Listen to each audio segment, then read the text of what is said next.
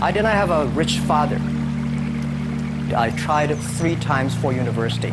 All failed. I applied for Harvard for 10 times. All failed. They don't even want to see me. For the last time, I went to the teachers' college, which was considered the 3rd or 4th class of my city. So I applied jobs for 30 times, got rejected. It was so difficult at that time. I was so frustrated because I taught in the university. My pay was $10 a month because I could not find a good job. In 1994, discussed that I'm going to do something called internet. And 23 of them against it. They said, this is a stupid idea. We have never heard about internet, and you know nothing about computer. And I never thought I was smart. Nobody believed that I could be successful because everybody said, well, this guy think differently, think crazily, you know, they think about something never work. I tried to borrow $3,000 from the banks. It took me 3 months, but I still cannot get it. We talked to over 30 or 40 venture capitalists. Everybody said, no, forget it. A lot of people said Alibaba is a terrible model. As I said, I believe it. I think this thing could be big if we keep on working. I never thought it would be that big like today. But I believe that something is waiting for me there. And I have to work hard to prove myself. That was the tough experience. So we gathered $50,000 from 18 founders. We started. For the first 3 years, we did not have even $1 revenue from our business. It was not easy. You don't make any money. You've got extraordinary claims, and yet you make nothing. That's interesting. Yes, but what's the point? Are you a millionaire? Now? No. Do you want to be? Well, I hope. But why it keeps going ahead, going forward? Because I received lots of email of thanks from the customer. They say, this is such a great thing. We cannot pay you, but this thing helped us. If you keep on helping us, one day you will be successful, and I believe this. Little by little, we build up our business. Little by little, we build up our ecosystem of the infrastructure. And now, after 16 years, we have an Alibaba group, we have a Tmall group, we have a Taobao group, we have Alipay. And people said, you are so smart. How could you make a company like that?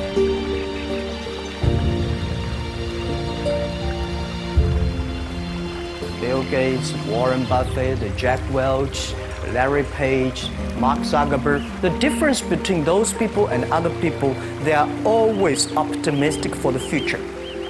They never complain. They always try to solve the problems of the others. When you're optimistic, it's always opportunity. People, same here today.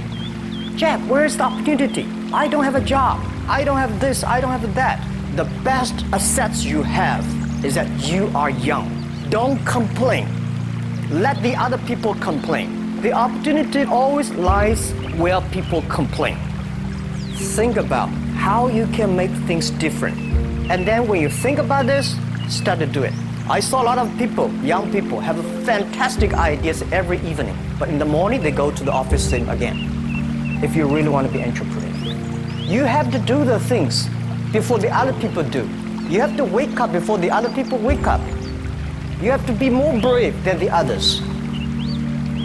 When I was young, I went to Hangzhou West Lake. There's a hotel. Many foreign visitors visit there. And I went there every morning, 5 o'clock, to practice my English.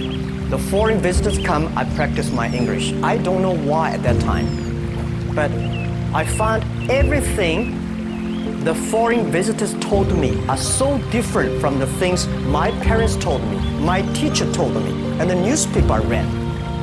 So since then, I think everything use my own brain. Use your own brain to think. To everybody, to any person, tomorrow is new. Make the move, make the action.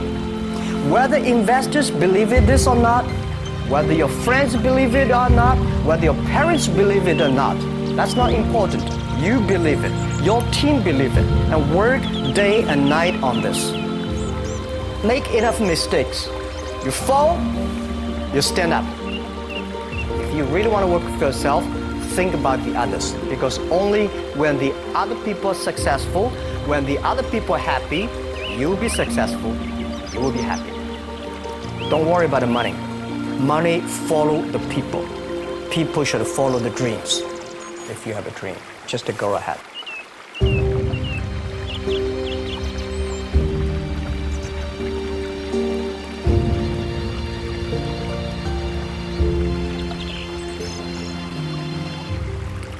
I was working at a financial firm in New York City with a bunch of very smart people, and I had a brilliant boss I much admired. I went to my boss and told him I was going to start a company selling books on the internet. He took me on a long walk in Central Park, listened carefully to me, and finally said, "That sounds like a really good idea, but it would be an even better idea for someone who didn't already have a good job. You can have a job, or you can have a career, or you can have a calling. And if you can somehow figure out how to have a calling, you have hit the jackpot, because that's the big deal." I met Jeff Bezos 25 years ago, and he told me, "Dave, I want you to invest in my company." "What are you doing?" "I'm gonna start a bookstore in my garage." "Okay, and I'm gonna put it online. People buy online, and I'm gonna ship out of my garage. But if you invest in me, Dave, someday I'm gonna be the richest man in the world. I'll do over $100 billion.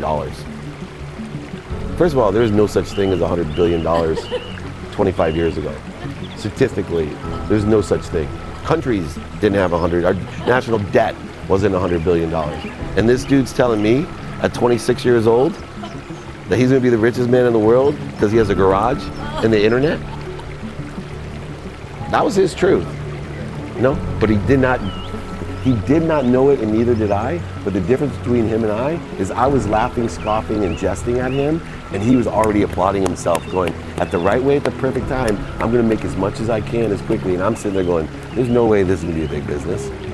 Do something you're very passionate about, and don't try to chase what is kind of the hot passion of the day. Seen in that light, it really was a difficult choice. But ultimately, I decided I had to give it a shot. I didn't think I'd regret trying and failing. And I suspected I would always be haunted by a decision to not try at all. After much consideration, I took the less safe path to follow my passion, and I'm proud of that choice. As a young boy, I had been a garage inventor. I'd invented an automatic gate closer out of cement-filled tires, a solar cooker that didn't work very well out of an umbrella and aluminum foil, baking pan alarms to entrap my siblings. I'd always wanted to be an inventor, and she wanted me to follow my passion. There's a military phrase that I especially love, and it says, "Slow is smooth and smooth is fast." And I have seen that in every endeavor I've ever been in. That's the kind of thing that really allows you to make progress. You know, you get certain gifts in life and you want to take advantage of those, but I guess my advice on adversity and success would be to be proud not of your gifts, but of your hard work and your choices. So, you know, you may be, the kinds of gifts you get in life, you know, you might be really good at math. It might be really easy for you. That's a kind of gift. But practicing that math and taking it to the next step, that could be very challenging and hard and take a lot of sweat. That's a choice. You can't really be proud of your gifts because they were given to you. You can be grateful for them and thankful for them. But your choices, you choose to work hard. You choose to do hard things. Those are choices that you can be proud of. You can choose. We all get to choose our life stories, and it's the choices that define us, not our gifts. Everybody in this room has many gifts. I have many gifts. You can never be proud of your gifts because they're gifts. They were given to you. You might be, tall, or you might be really good at math, or you might be extremely beautiful or handsome, or there are many gifts, and you can only be proud really of your choices. because those are the things that you are acting on. And one of the most important choices that each of us has, and you know this just as well as I do, is you can choose a life of ease and comfort, or you can choose a life of service and adventure. And when you're 80, which one of those things do you think you're going to be more proud of? You're going to be more proud of having chosen a life of service and adventure. There's never been a better time to be alive. I mean, it's just incredible the amount of inspiration that the world generates for me, and I think for a lot of people. It's insane, the amount of change and invention and opportunity. Your life, the life you author from scratch on your own, begins. How will you use your gifts? What choices will you make? Will inertia be your guide, or will you follow your passions? Will you follow dogma, or will you be original? Will you choose a life of ease, or a life of service and adventure? Will you wilt under criticism, or will you follow your convictions? Will you bluff it out when you're wrong, or will you apologize? Will you guard your heart against rejection, or will you act when you fall in love? Will you play it safe, or will you be a little bit swashbuckling? When it's tough, will you give up, or will you be relentless? Will you be a cynic, or will you be a builder? Will you be clever at the expense of others, or will you be kind? Every time you figure out some way of providing tools and services that empower other people to deploy their creativity, you're really onto something. You know, you're very lucky if you have a career. A lot of people end up with a job. If you don't love your work, you're never going to be great at it. Jules Verne, Mark Twain, Galileo, Newton, all the curious from the ages would have wanted to be alive, most of all, right now. As a civilization, we will have so many gifts, just as you as individuals have so many individual gifts as you sit before me. How will you use these gifts? And will you take pride in your gifts or pride in your choices?